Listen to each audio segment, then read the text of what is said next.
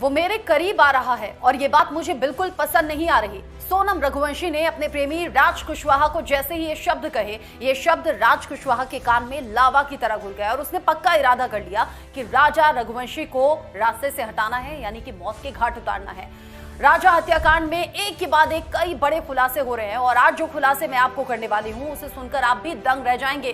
Sonam Raghuvanshi pregnant हो सकती है और वो राज कुशवाहा के बच्चे की मां बनने वाली हो सकती है। यह आशंका मैं नहीं बल्कि पुलिस जाहिर कर रही है, क्योंकि जिस बदहवास स्थिति में वो मिली है, मेंटली बहुत ज्यादा कमजोर लग रही थी, शारीरिक तौर पर भी बहुत ज्यादा कमजोर लग रही थी और ये शुरुआती लक्षण भी होते हैं किसी की प्रेगनेंसी के। और जो मेडिकल चेकअप कराया गया था उसमें प्रेगनेंसी टेस्ट भी हुआ है, यानी सौरभ हत्याकांड में जिस तरह मुस्कान प्रेग्नेंट निकली है ना, अपने प्रेमी साहिल के बच्चे की मां बनने वाली है, ऐसा इस केस में भी हो सकता है। सोनम रघुवंशी हो सकता है राज कुशवाहा के बच्चे की मां बनने वाली हो। प्रेगनेंसी टेस्ट में शुरुआती तौर में कुछ क्लैरिटी नहीं आई है और डॉक्टर्स ने सजेस्ट किया है कि एक हफ्ते बाद आप अल्ट्रासाउंड कराएं, यानी कि एक हफ्ते बाद अल्ट्रासाउंड में चीजें क्लियर हो पाएंगी कि सोनम रघुवंशी कहीं राज कुशवाहा के बच्चे की मां तो नहीं बनने वाली थी और कहीं इसीलिए इस हत्याकांड को अंजाम तो नहीं दिया था। प्लानिंग इतनी खौफनाक थी कि आप यकीन नहीं कर पाएंगे। सोनम रघुवंशी ने कहा था राज कुशवाहा से कि वो शादी नहीं करना चाहती, फिर भी ये शादी की गई उस पूरी प्लानिंग के साथ कि वो राजा रघुवंशी को रास्ते से हटा देंगे, उसके बाद सोनम विधवा हो जाएगी, विधवा होने के बाद राज कुशवाहा से शादी कर ले, जिसमें सोनम के पिता भी एतराज नहीं करेंगे। जरा सोचिए, शादी से महीनों पहले प्लानिंग हो रही थी कि कैसे उससे शादी करनी है, कैसे रास्ते से हटाना है और कैसे विधवा होने के बाद पापा ऑब्जेक्शन नहीं करेंगे। उससे भी बड़ी बात, आपको याद है राजा रघुवंशी की मां कह रही थी कि सोने की चेन पहननी नहीं थी मेरे बेटे ने, लेकिन सोनम ने कहा कि चेन पहनो। भारी चेन पहनकर वो हनीमून पर गए। इस पर राजा रघुवंशी की मां ने चिंता भी जाहिर की थी। सोनम की मां को कहा था कि मुझे टेंशन हो रही है, सोने की चेन पहनकर गया है, कोई भी घटना घट सकती है, यानी एक मां का दिल धक धक कर रहा था। लेकिन जानते हैं, सोनम ने अपने सारे गहने ससुराल से इकट्ठा किए, ये कहते हुए मुझे फोटो शूट कराना है, और राजा रघुवंशी से भी ये कहा गया कि अपनी सोने की चेन और अंगूठी पहनो, यानी कीमती चीजों के साथ हनीमून गई। ये सारा सोना इकट्ठा करना था 20 लाख रुपए इकट्ठे करने के लिए। और 20 लाख किस लिए? अपने पति की सुपारी देने के लिए। एक एक बात बड़ी खौफनाक है। आप जानिए कि जिस पहाड़ी हिस्से में वो चढ़ रही थी, जब राजा की मां का कॉल आया था, उसने कहा था बड़ा चढ़ाई वाला हिस्सा है, बड़ी ऊंची चढ़ाई है और यहाँ हम जा रहे हैं, गला सूख रहा है। इसी दौरान सास बड़े प्यार से पैम्पर कर रही थी और कह रही थी कुछ खाने पीने की चीज ले ले और खा ले बहू, यानी वो बहुत प्यार से अपनी बहू के साथ में पेश आ रही थी। यहीं पर वो आरोपी भी साथ साथ चल रहे थे जिन्होंने राजा को मौत के घाट उतारा।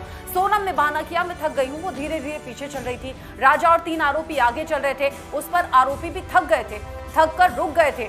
सोनम से कह रहे थे अब हम थक गए हैं, ऊपर नहीं जा सकते। सोनम ने राजा के पर्स से 15,000 रुपए निकाल कर दिए थे कि लो, लेकिन जाकर किसी भी तरह उसे मारो और जब मार दोगे, काम कर दोगे तो 20 लाख रुपए मैं तुम्हें दूंगी। यानी कि जो ज्वेलरी इकट्ठा की गई थी ये इसी पर्पस के साथ इकट्ठा की गई थी क्योंकि सुपारी किलर्स को सुपारी के तौर पर 20 लाख रुपए देने थे। अंदाजा आप लगाइए ये प्लानिंग कितनी खतरनाक थी।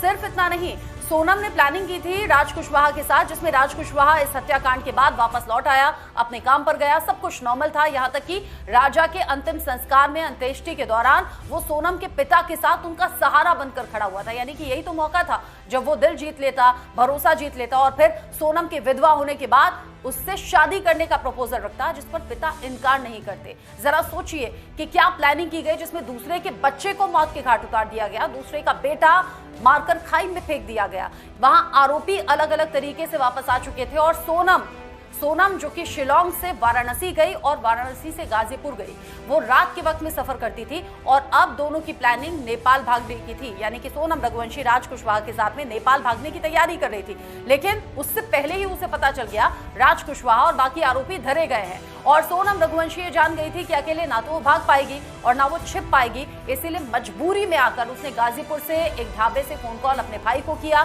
फिर पुलिस तक बात पहुंची और पुलिस के सामने सरेंडर कर दिया।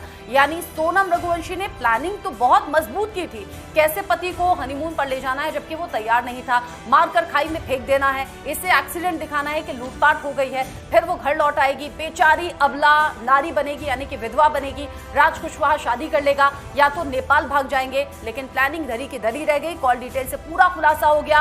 सोनम रघुवंशी ने ही लोकेशन शेयर की थी, ये बताया था कि हम कहां पर है। उसी पर आशिक राज कुशवाहा अपने 3 दोस्तों के साथ वहां पहुंचा और फिर इस हत्याकांड को अंजाम दिया। सोनम पकड़ी गई है और एक के बाद एक खुलासे हो रहे हैं, लेकिन एक सबसे बड़ा खुलासा ये हो सकता है कि सोनम रघुवंशी राज कुशवाहा के बच्चे की मां बनने वाली हो। आप जरा सोचिए कितनी खतरनाक प्लानिंग थी। आगे जो अपडेट होगा पहुंचाएंगे आप।